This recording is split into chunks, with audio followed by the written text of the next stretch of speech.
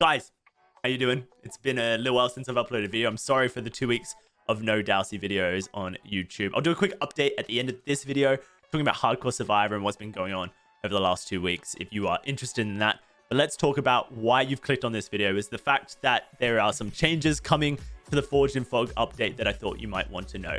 This is coming on November the 22nd, the night releasing to the world. And they've buffed the night's guards quite a bit. For example, the guards will now take 1.5 seconds to appear instead of 2 seconds. So they are now 0.5 seconds faster. The time it takes for the guard to travel to the survivor's location has been reduced to 2.5 seconds from 3 seconds. So 0.5 seconds faster. And the guard's detection radius now grows to its full size after 1 second instead of 1.5 seconds. So that's 3.5 second faster buffs to the guards to make them more smooth in chases. Not only that, they've also made it so that the banner that the guard drops and the survivor can grab to get an endurance status effect as well as the speed boost now takes longer to spawn. So the Carnifex actually spawns the banner much later than the rest of the guards. Instead of 8 seconds, it's now going to be 10 seconds. But the Jailer and the Assassin, who spawned it only after 2 seconds on the PTB, it now takes 5 seconds for them to drop their banner. So that means that survivors won't be able to counter the guards as proactively as they could on the PTB, where they could just go round a loop once and then grab the banner. Not only that, they've given the knight a way to cancel the guard's patrol. He can basic attack any guard and it will despawn the guard, allowing the ability to go back on cooldown. If you played the knight on the PTB, you'll know how incredibly frustrating it was when you placed a guard to try and catch a survivor and it didn't latch onto the survivor, so then you had to wait so long for the guards to respawn. Now, based on all those buffs, they had to nerf some of his add-ons. For example, Map of Realm, which increased the guard's vision detection radius, that's been nerfed by 2 meters down to 4 meters. I think with the fact that it now increases faster the full detection range, that's going to be okay, but we'll have to see. I think that that add-on will still be good, but maybe we won't even need it.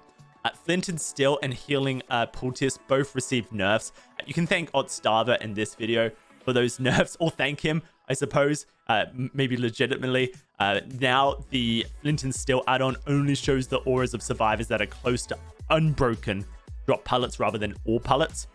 And Healing Poultice now has its effects, the screaming, within a 24 meter radius instead of outside a 32 meter radius. So now no longer will prevent people from cleansing stuff like Devour Hope.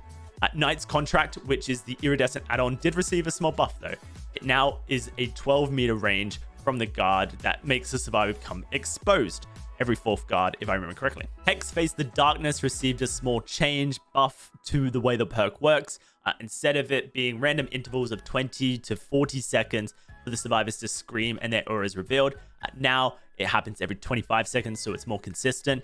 As well as that, the survivors no longer see the aura of the survivor who is cursed, so it makes it slightly harder to deactivate the perk. And third, they simplified the perk's text, saying that, you know, the perk would be disabled if you cleanse it, because that's just how a hex totem works. So it was a redundant piece of information. If you watch any footage of the PTP and saw the Shattered Square, the map that is the Knight's Realm, you would have seen how incredibly difficult it was to see anything.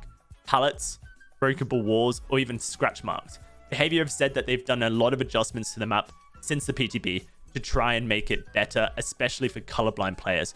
So, for example, the red fog that the map has been toned down massively, and they've also worked on the actual appearance of pallets and breakable walls on that map. So I'm sure they will need more feedback when this comes out, but that's a massive improvement because that map was awful to play on the PTB.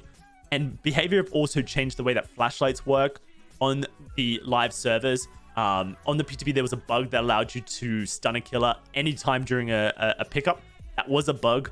However, the intended feature was that if you blinded the killer 0.25 seconds early on a pickup animation, then it would still stun the killer. They've actually changed it to 0.4 seconds because everything is done server side. And one of the main reasons they've done this is to account for latency to make it feel much closer to what they're intending to do. So this is quite a big change to flashlights, obviously. We'll have to see how that plays out, but Behavior said they're going to monitor it. So those are all the changes coming with the Forge in the Fog update on November 22nd. I will be live streaming this chapter when it goes live and trying to do a win streak with the Knight. So come over to my Twitch channel if that interests you. And like I said, I'm sorry for not uploading videos over the last 2 weeks. 2 weeks ago, I suffered a major relapse in my mental health. I recently just moved home 200 miles away from my family. I think I've just been very homesick, and it's kind of starting to catch up on me. So I've been really down in the dumps since then. But then last week, my editor quit on me, unfortunately. And so that means that I've now taken charge of Hardcore Survivor, having to start on that project, the finale, from scratch. So I'm working on it, and it's going to be a feature film. And I'm really excited to bring it to your screens on YouTube as soon as possible. But please be patient, knowing that, one, I am working on it. Two, lots of unforeseen circumstances that have caused this to be massively delayed. And I'm really sorry about that. But I assure you that when it does come out to YouTube, you're going to get something that I personally am very proud of. So hopefully you guys can accept that. By the way, I have this code here for HelloFresh, POGHF10437 for 70% off and free shipping in the US. If you're interested, link in the description. All right, it's a great deal. You can use it for 1 week, then cancel it. That's all I had to say. Enjoy the rest of your weekends and enjoy the night chapter coming out on November 22nd.